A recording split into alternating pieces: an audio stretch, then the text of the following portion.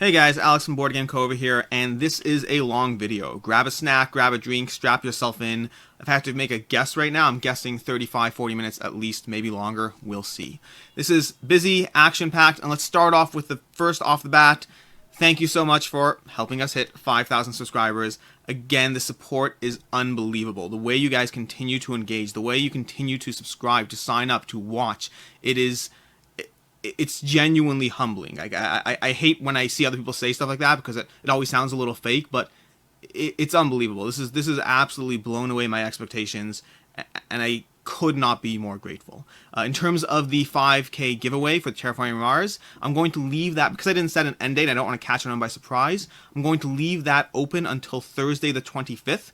As of Thursday, meaning as of Friday effectively, any point after that is when the drawing will occur. So Thursday the 25th, you're all safe. I'll post this to other videos. I'll link to the video down below. The Terraforming Mars video is where we'll be doing the giveaway. You just have to comment down there to be entered. And then that's basically that. Next up from there, we have the top 10 YouTubers. That's the video I just did recently, and the engagement there is incredible. There are a ton of other YouTubers mentioned in the comments that either I was already aware of and forgot about them when doing the list, or I was aware of and they just missed the cut, and many that I was not aware of. I will almost certainly be doing a follow-up video to this. I need to watch a bunch more stuff, research a bunch more stuff, but I really appreciated the level of engagement this video had, and if I can in any way help share or help any other channel grow in any way, then I'll be doing so. I'm happy to do so. Speaking of which, I plan on doing a new thing at the end of all my videos where I recommend a specific video that I've enjoyed watching that week, that day, that whatever. Won't necessarily be in every video, but whenever I have one, I'll share it effectively. From there, from all the good news effectively, now we get to the fun and intense part. Get ready for an interesting ride in this one. Legends of Signum. This is going to be fun. Okay, so I'm going to talk a little slower than normal. I'm usually pretty high-paced, fast energy, all that. I'm going to talk a little slower than normal during this segment because I am choosing my words very carefully. The reason I'm choosing my words very carefully is because I have a very negative opinion. My own personal opinion of Legends of Signum is incredibly negative. Now, I take saying something like that very seriously. I am very, very defensive of the idea, the construct, that companies struggle. Not every company is some evil person trying to take your money. Companies struggle. I've defended anything from small companies. I've defended come on. It doesn't necessarily mean I agree with when a company takes a misstep. It's that, I mean, listen, it's BoardGameCo. I run a small business. I know how easy it is to make a mistake. I know how easy it is to screw up. I know how easy it is to think that something is the right move or act impulsively and be wrong. I am sympathetic. It doesn't mean it right. It doesn't mean you get a free pass. But I am sympathetic to the other side of the story. In the case of Legends of Signum, I don't think I am. And that is because of the track record that has been established by this company.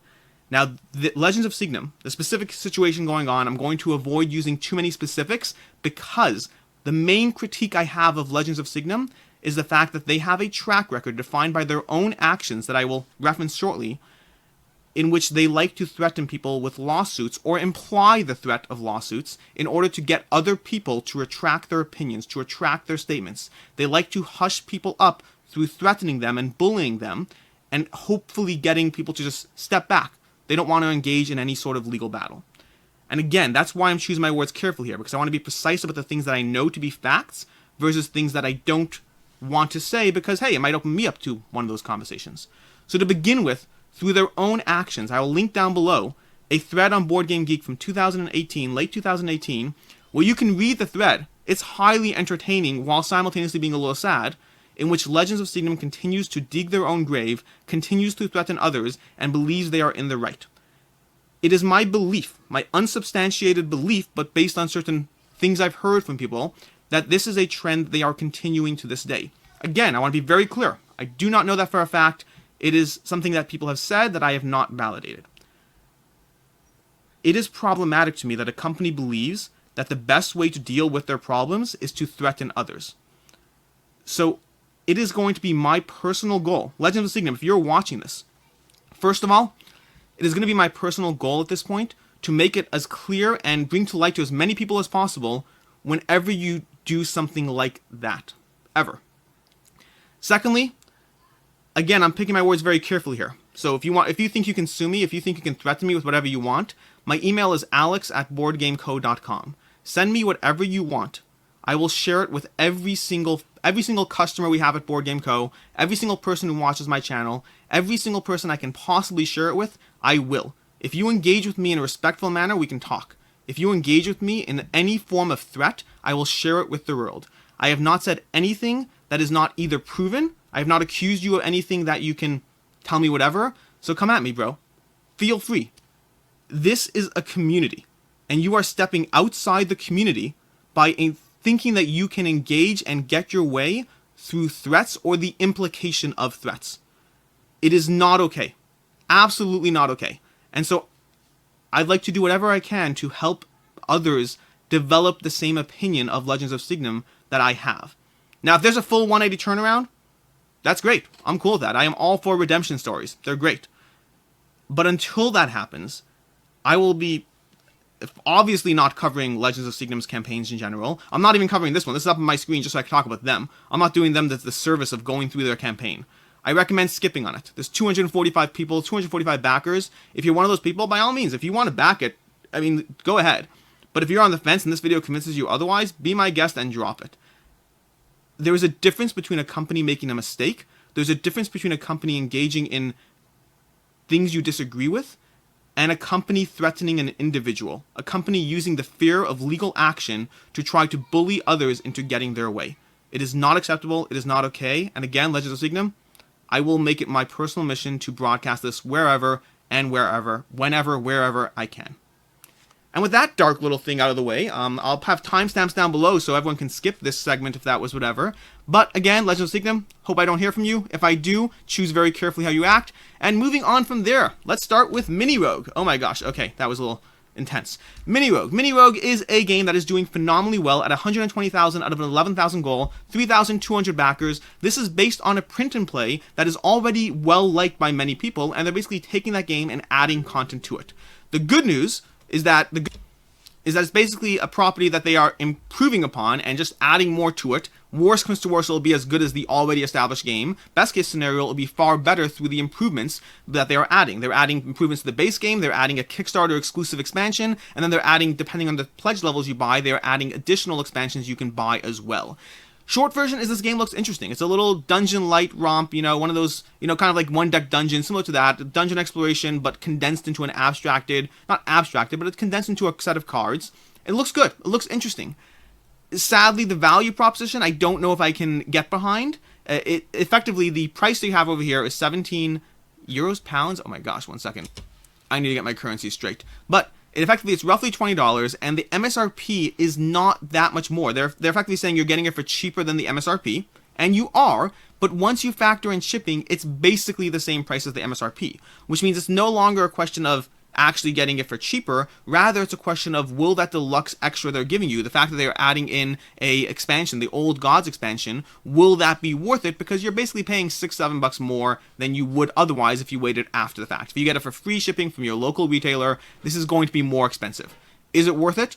Ultimately, you decide. $6 or $7 is not a lot of money. This is not a big amount of money. If you are looking forward to this game, if you've watched reviews and you are hyped about this game, I recommend treat yourself. I mean, like, again, this is the difference here in price is the cost of ice cream, coffee, whatever you go out for fun. So if you are interested in the game, by all means, go ahead and back it. In terms of, is it a good deal? I don't think so, unfortunately. I think that the price, again, doesn't mean it's a terrible amount, doesn't mean you're losing a lot of money, but I don't think it's a good return in terms of price, plus shipping, plus the actual, you know, what you're getting out of that. So that is Mini Rogue.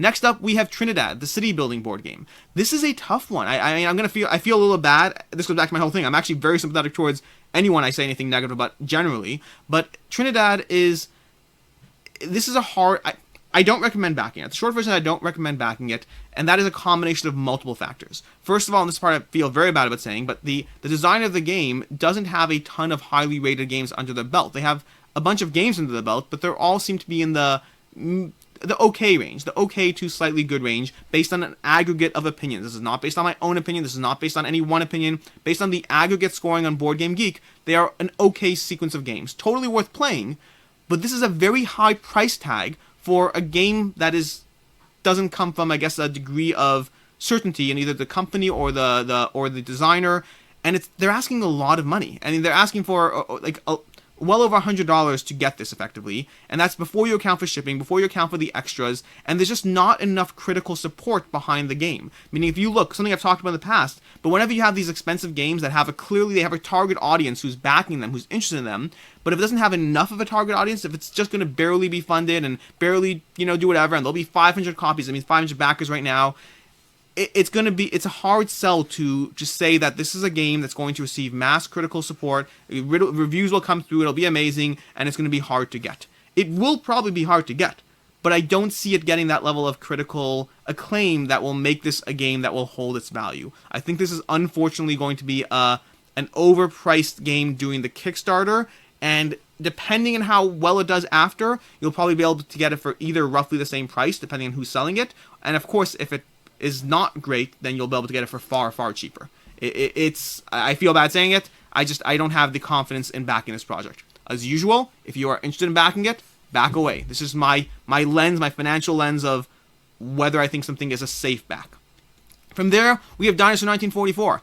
Because this is already going to be a long video, I'm not going to dive into this very heavily. I do have a full video I just put out on that, so you can watch that. But Dinosaur 1944 is the newest game by Sandy Peterson, by Peterson Games. It looks very good. It looks great. Visually, the art, the miniatures, all of that stuff looks amazing. The company behind it, an established company. Good choice there. The game itself is a bit problematic because effectively the very short version is this is a version 2.0, cleaned up, rethemed, totally. It is redone, to be very clear, but it's based on Orc Must Die, which is a game that did not score particularly well. That combined with the lack of any sort of reviews, any outsider, even previews, anything at all that really shows people what they're getting themselves into, it's kind of just version 2.0 of established property, plus a bunch of shiny plastic and a high price tag.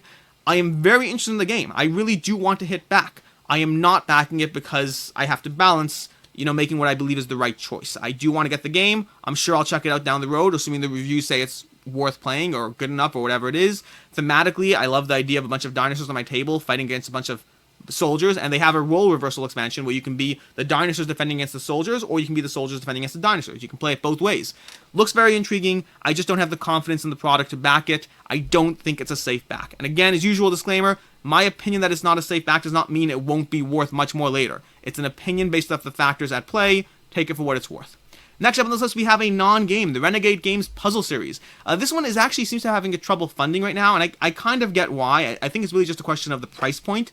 Ultimately, this set is going to be, I believe it's $20 for a single puzzle, and then you can get the sets. You can get $40 for 2, or $65 for all 4. So you're basically getting sets 4,000-piece puzzles are the options on the table. The problem is the shipping is $10 regardless of what tier you get. So if you want a single puzzle, you're paying $30 for a 1,000-piece puzzle. I'm sure there are people who want that. There's 207 right on the screen right here.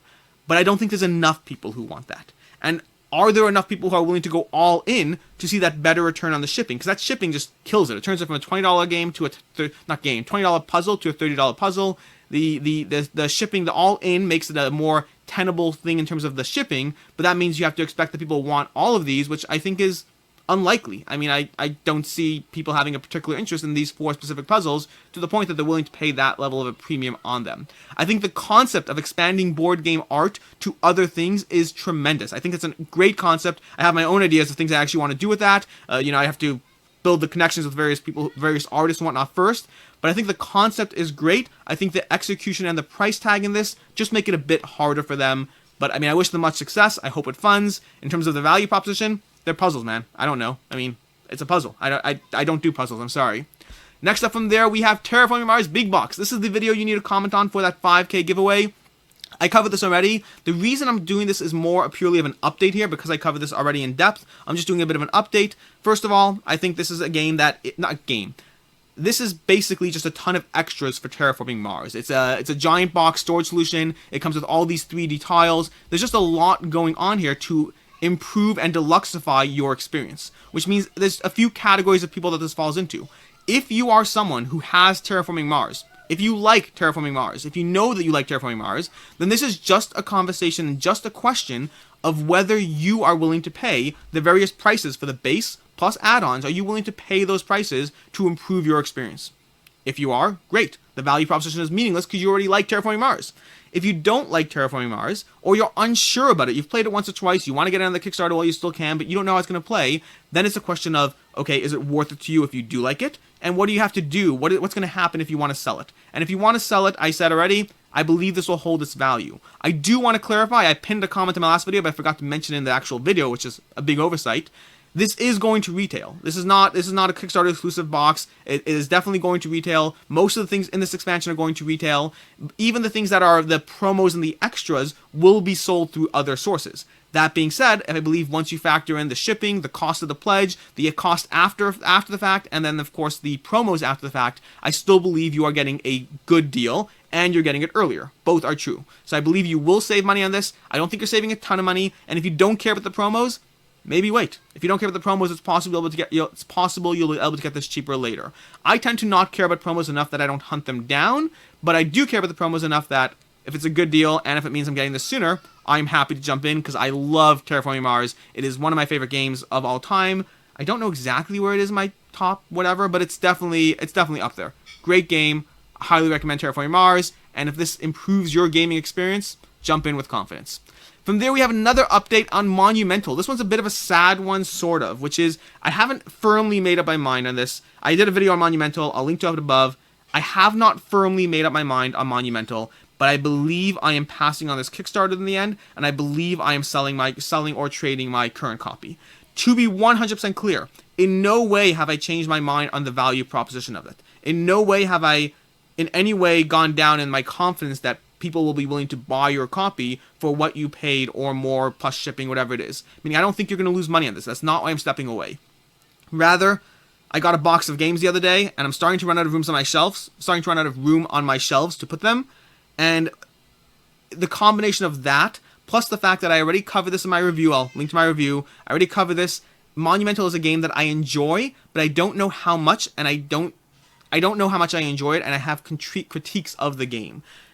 While it is thoroughly enjoyable, while it is great, while I'd happily play your copy if you ever asked me to play, at the same time, I don't think it holds up against other games in my collection that I don't have that same level of doubt. The short opinion, if you didn't watch my review, is I believe that it's a little bit too long for what it is, and I believe that the combat is lacking in the level of fulfillment I get from it. I feel the combat's a little lacking, especially mid-game. The aspect of being too long for what it is, they are improving it sort of with a simultaneous play aspect, but in reality the simultaneous play is not necessarily making it quicker, it's just making it more engaging so that you're constantly playing on other people's turns. And there's talk about whether they'll do some sort of expansion for the combat, but how much money and time and energy do I want to put behind a game that is good? It's good, don't get me wrong, but this is $300 of good. I would, if it was cheaper, if it was $100 of good, it's possible I'd keep it. And price usually isn't a factor for my decisions. Once I like a game, I'm willing to pay through the nose.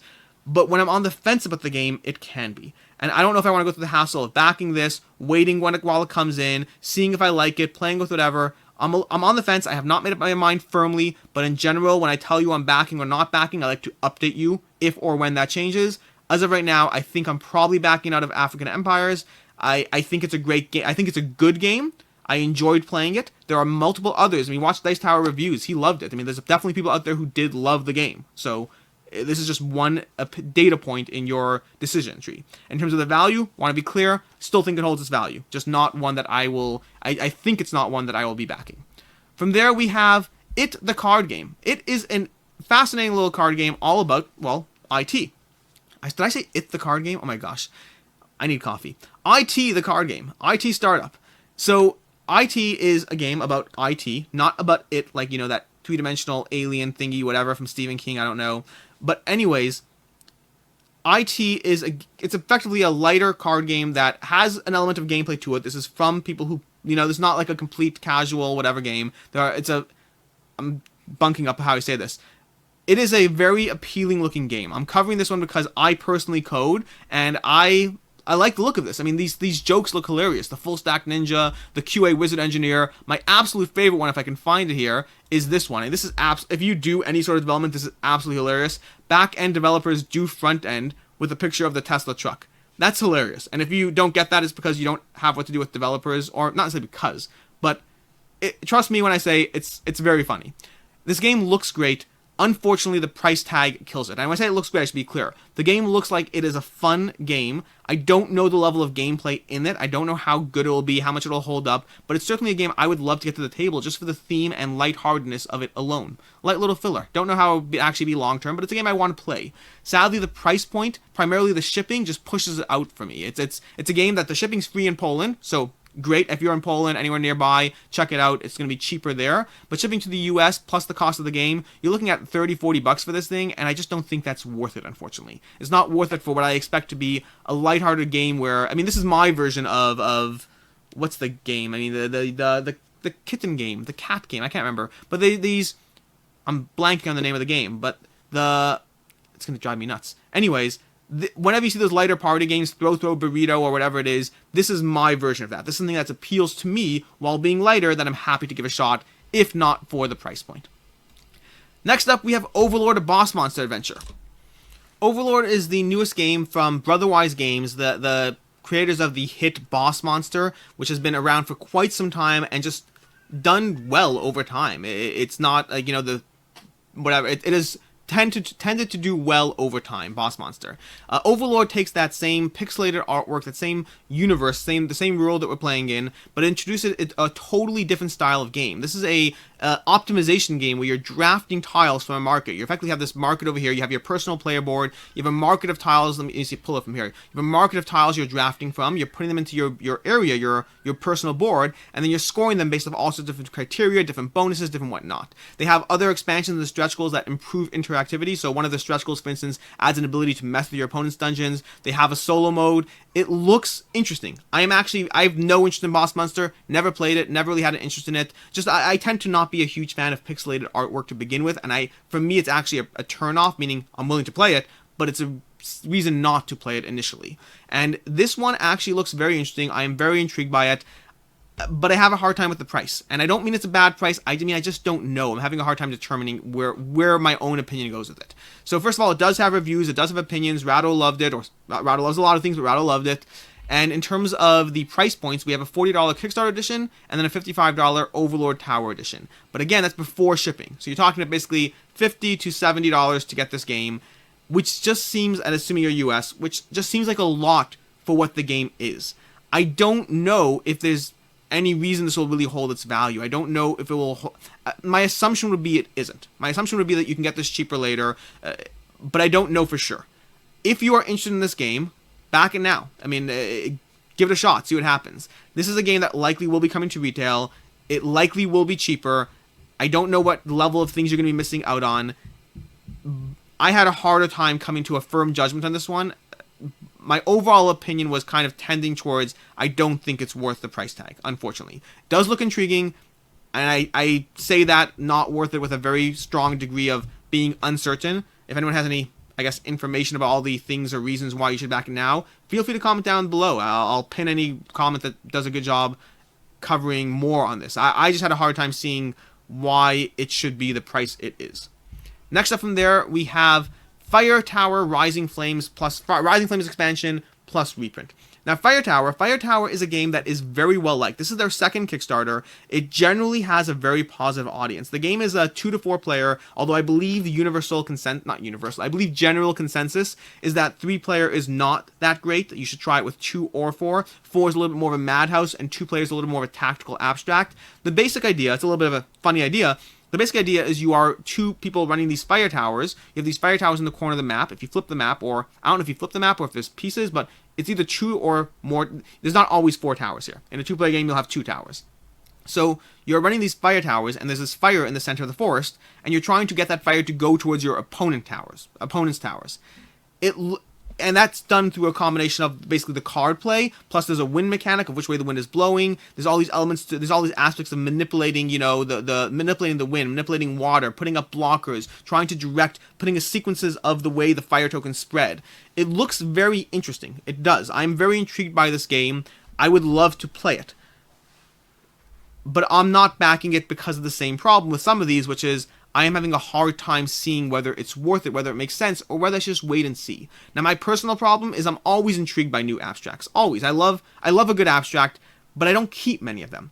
I find that I tend to keep the best ones. For me, that would be Tak, Yinch, Santorini, Tsar. There's a handful of abstracts. Right now, Shobu, but I actually don't think Shobu's going to stay. There are a bunch of abstract games that I enjoy playing, but over time, I find that I keep the ones that are the most elegant, that give me the best experience. And so for me to jump into a regular abstract, like Fire Tower is effectively an abstract game with a theme around it. For me to jump into that, I don't have the confidence it's going to stay in my collection, and therefore I want to know what's the resale value. If you look at the first Kickstarter, it doesn't look like it has either enough of an audience or enough of a demand that the first Kickstarter at least did not hold its value. The sales on it, there's not a ton, but the people selling their copies were getting less back than what they paid even before shipping. You can get this cheaper at conventions or whatnot. They have deals. That little tips from watching the Quackalope review, just, I'll link to that. I'll link to the Quackalope up above. But for my own personal opinion, I am intrigued by it. I want to play it. The price point of this game, and this is again a reprint plus expansion, the price point just has me not as confident as I would like in terms of getting this and believing that it's worth it. I definitely want to pick this up at some point. For me, it's probably not going to be doing the Kickstarter campaign, unfortunately. Next up on this list, we have Shelfie Stacker. Shelfie Stacker is a game that I am surprised is not higher than it is. And by the way, I'll jump back to Fire Tower. Fire Tower is doing great, by the way, at 128,000 out of an 8,000 goal. So I'm very happy for them. If you are interested in this, jump on in. It looks very interesting. Back to Shelfie Stacker. Shelfie Stacker is a game that I'm surprised is not higher, specifically because it's a game designed by Shem Phillips. This is from, Architects of the West Kingdom, Raiders of the North Sea, Paladins of the West Kingdom, that whole series, that's Shem. And it looks like a game that, all board gamers would want. It's literally about how you stack your board games on a Kallax shelf. Doesn't specify Kallax, they actually have a side shelf there too, but it looks like a Kallax basically.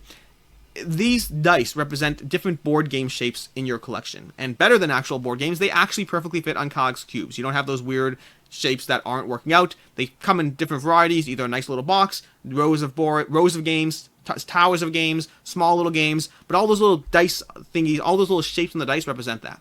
In this game, you're going to have one player who's going to set up the for the round by putting dice in these various markers. Players are going to play cards with various abilities to pick one of these boxes, one of these fulfillment partners or whatnot, and then stack those games into their shelf, trying to accomplish their objectives, fill the shelves the right way. There's going to be both a general goal as well as specific goals per game.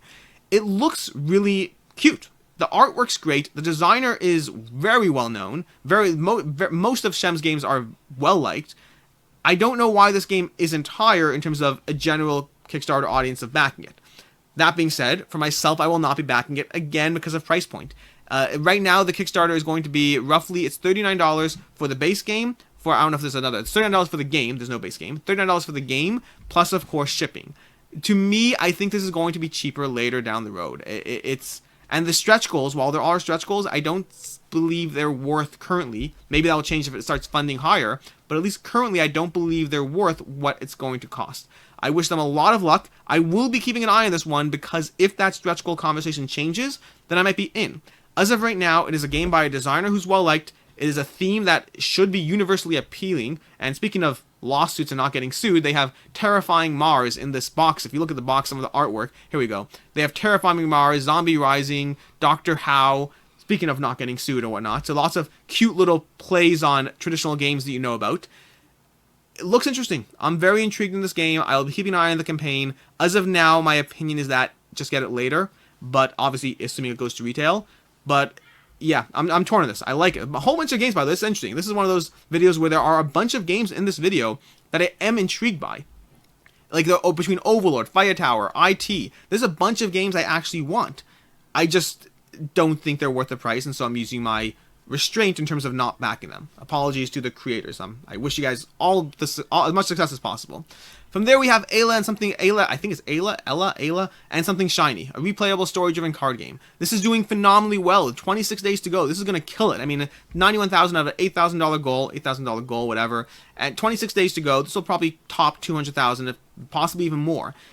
This is one that looks very interesting that I am totally withholding my value conversation on because I just don't know on this one. It is a game that it's a story-driven game, a solo game or cooperative game that you basically are playing these cards. I'm trying to find a picture here where the actual game is, but you're playing these, I can't find it offhand, but you're playing these cards, pulling them off, and you're creating the story. As you pull cards, you'll use them, you'll make different choices, generating resources, and the choices you make will determine which cards go into the next batch of the story as you recycle, reshuffle, and deal the next batch of cards. Throughout the game, you're going to build this situation, this story, this narrative, and it looks very cute and engaging. And I don't mean cute in a bad way. I mean, it looks like a good game. It looks very well done. It looks like a lot of time, effort, and attention went into this. They have a host of reviewers and opinions going over the game. This is a game that does seem to have done everything right. And from that stance, I recommend checking it out, and I recommend backing it if you are interested. The but for me is twofold. One, in general, for myself, I don't think this is a game I would play as much. I don't think this is the kind of game I would personally get to the table. That's on my own count. And secondly, in terms of the price is harder. There is no guarantee it's going to retail. Based on the success of the campaign, I'm guessing it will. Assuming the campaign continues to grow, there's clearly an audience, and they're going to want to take advantage of that. The creators have said they don't know if it's going to retail, so we'll see how that plays out. I don't know if there's been an update on that, but as of now at least. And so, if you want this game, and you don't want to hedge your bets, go ahead and back it. The price point, they've made it very clear the price point is going to be lower than MSRP, but as you know from me, that is effectively meaningless, especially once you account for shipping. Lower than MSRP is a statement that doesn't mean much in terms of how much you'll get it for later, and of course the shipping cost factor. If you like the game and if it calls to you, and if you're intrigued by it and you don't want to risk it, especially because it looks like a game that's done well, then I do recommend backing it. If it doesn't go to retail, then this will probably hold its value. That's my guess. If it does go to retail, then I don't know if it will. And I don't know if the price point will be worth it. So this really comes down to making a judgment call and hedging your bets on whether it will or won't actually be available in this Kickstarter alone. So if you like it, my recommendation is back it. Support the creator. Don't take any chances. If you don't care or if you're on the fence, wait it out. It'll probably show up at retail, especially based on the success of the campaign. And lastly, we have Age of Atlantis. Age of Atlantis is going to cover, in brief, Age of Atlantis is going to be doing a full video on this one. This one I spent a lot of time researching because it totally was not on my radar, and it's from a company that's done a bunch of Kickstarters, and the game had a lot of positive feedback and a lot of mixed feedback. No, I wouldn't say a lot of positive feedback and some mixed feedback. And so I was intrigued by it, and I wanted to do a lot of research for myself because I was personally interested in this game. I wanted to back it. The good news is the price point is pretty cheap. I'm going to go more into detail. I guess I'll cover the short version here. The short version is currently I'm backing it. Currently, I believe it's worth backing.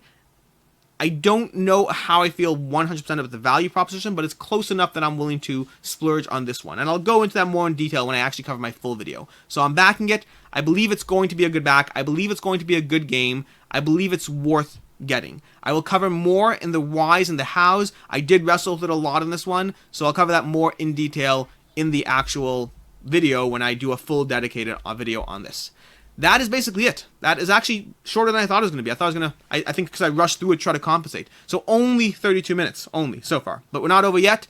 That is basically it. Those are the Kickstarters from the 5,000 backers, giveaway, the drama with Legends of Signum, all these Kickstarter campaigns that we just jumped through. For my video of the week, I will actually be recommending Chit Chat about 5 worker placements, the 5 best worker placements. This is a video from Man vs. Meeple that I just watched last week. Really enjoyed it. I specifically want to recommend this one because it has Jeremy Howard in it. Jeremy Howard is a creator who was on my short list of top 10 YouTubers, but it's been a little bit interesting because he's been kind of all over the place on everyone else's channel for the past few months versus barely any content on his own channel. So I don't really know where he lies or if he's moving to another channel, I don't know the whole deal.